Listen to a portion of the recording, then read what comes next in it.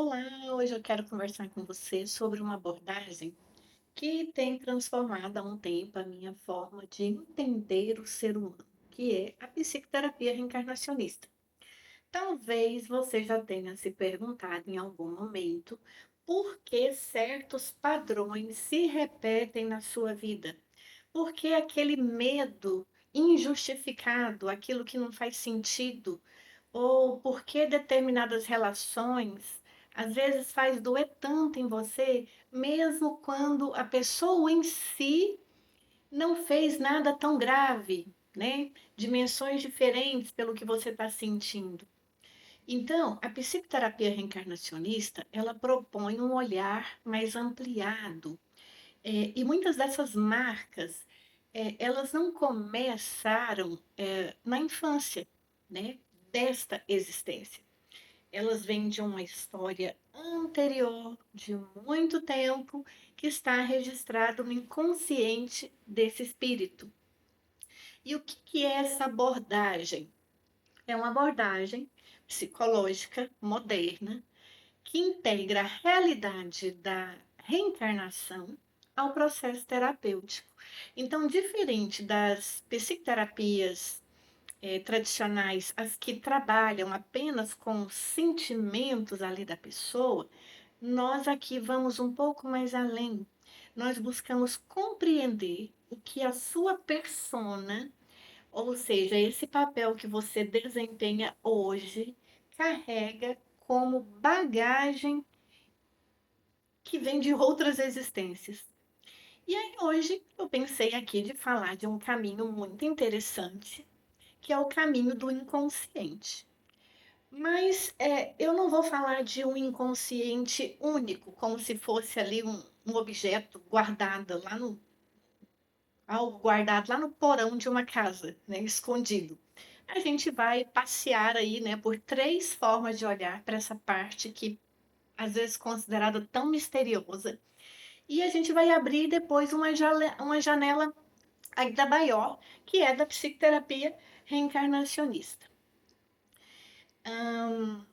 A gente pode descobrir a maneira como você escuta os seus próprios sentimentos e as histórias que o seu corpo conta. Então, eu vou parar aqui primeiro no Dr. Freud, né?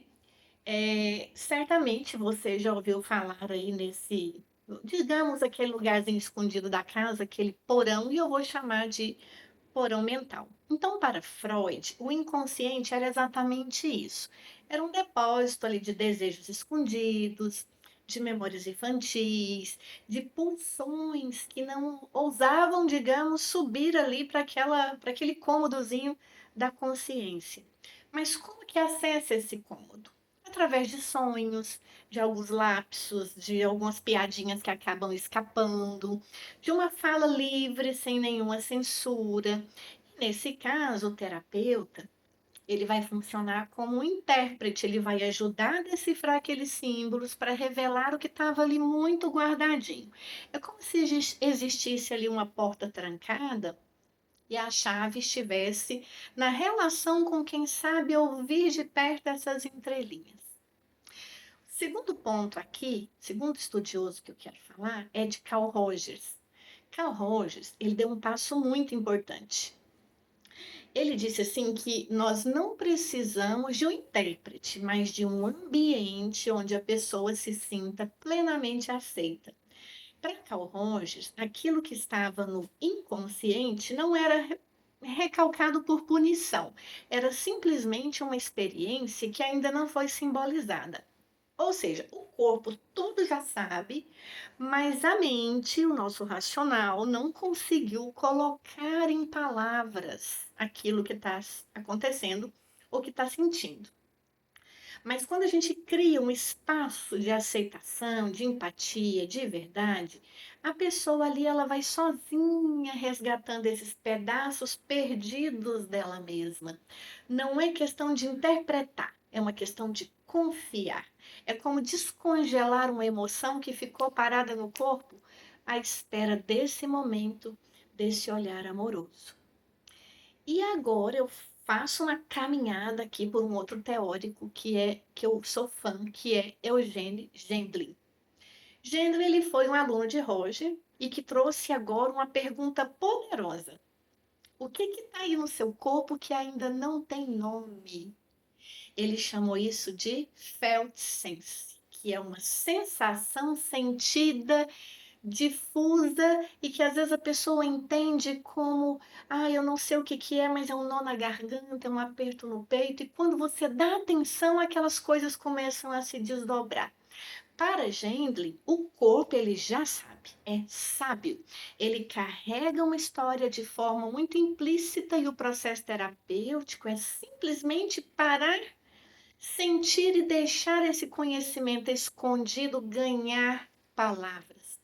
E quando a palavra certa encaixa, o corpo suspira.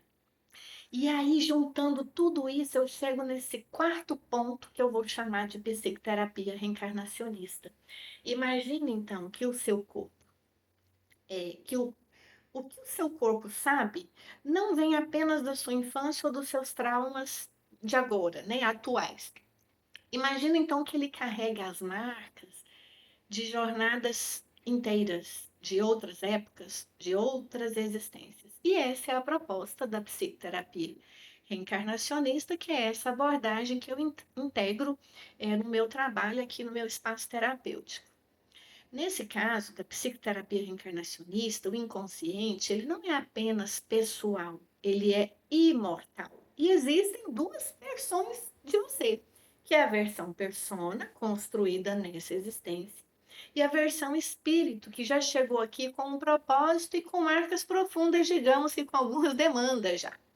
Quando essas duas versões entram em conflito, nascem medos que você não consegue explicar, padrões repetitivos que às vezes você não consegue sair dele, dores que a nossa razão, o nosso mental não consegue alcançar.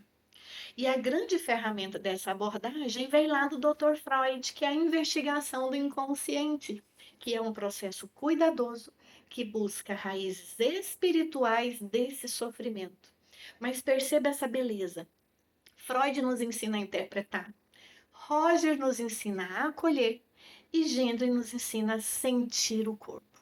E a psicoterapia usa tudo isso, abarca tudo para acessar memórias de outras existências também, mas sempre com muita ética, respeito e com muito cuidado ao processo que é singular. E é como se essa associação livre de Freud abrisse a porta, a aceitação de Roger preparasse esse colo e o Feldsense de Gendlin sinalizasse onde tocar. E então, de forma mais suave, a história esquecida se apresenta, não para assombrar ou para traumatizar, mas para libertar. E como que isso acontece na prática? Então, nas sessões que eu realizo, não basta apenas regredir uma cena do passado. É preciso criar um campo de segurança, onde o cliente possa confiar no que está emergindo, sem nenhum julgamento e com muito acolhimento. Às vezes, uma sensação no estômago aparece antes de qualquer imagem, uma dor no peito. Isso é o corpo falando na língua de Gendlin. Outras vezes, uma fala solta, ela revela um símbolo, e essa escuta atenta, digamos que é o estilo de Carl Roger, permite que a pessoa ressignifique. E quando a narrativa de uma vida passada vai se desenrolando, eu vou ajudando a costurar esses paralelos com a vida presente, para que essa compreensão gere, né, ela promova a sua autocura e não apenas para cumprir ali uma curiosidade. Mas isso é um trabalho que leva tempo, que pede coragem, compromisso e que tem as bases sólidas da nossa escola, que oferece ali uma formação, as diretrizes éticas e que tudo aconteça de forma muito segura, tá? Então, o que eu quis trazer hoje para vocês, que é o inconsciente, trazendo aí estudos, né, de teóricos, de pessoas que estudaram profundamente, que utilizaram isso nas suas abordagens, né? Então, de Freud a Gendlin, né, do divã ao corpo e do corpo ao espírito, o inconsciente vai se revelando como um oceano cheio de ilhas. E a psicoterapia reencarnacionista, ela nos convida a navegar por águas mais profundas, onde a alma encontra chaves que a mente sozinha não sabia que estavam perdidas.